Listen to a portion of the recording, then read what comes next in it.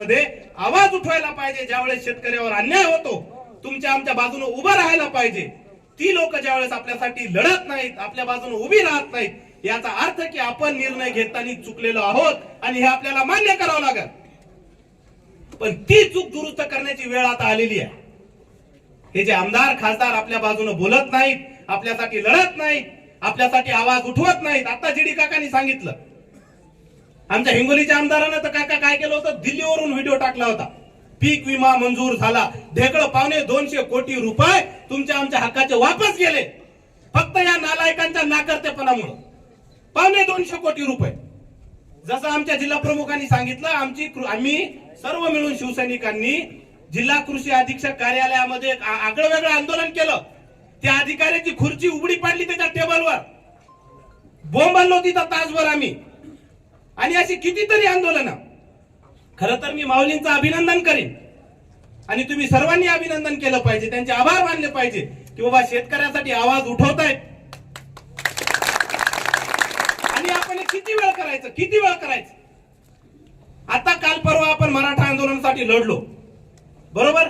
मराठा आंदोलनामध्ये राजकीय पुढाऱ्यांना गावबंदी केली होती, बरोबर, आठवतंय. आता जे शेतकऱ्याच्या विरोधात राहील त्यांना गावबंदी करा मित्रांनो. हे सरळ वटणीवर येतात. हे काय नाही, एक बोर्ड लावून टाका की सत्ताधारी आमदार खासदारांना शेतकऱ्यांच्या बाजूने उभं न राहिल्यामुळे यांना गावबंदी.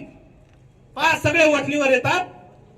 आणि येणाऱ्या निवडणुकामध्ये या लोकांना यांची जागा दाखवा. आपण खेड्यापाड्याचे आहोत, आपल्या खेड्यामध्ये म्हण आहे, पंक्तीत पोटभर जेवायचं असेल तर वाडेकरी आपला पाहिजे, बरोबर आहे का मामा. पंक्तीत पोटभर जेवायचं तर वाडेकरी आपला पाहिजे.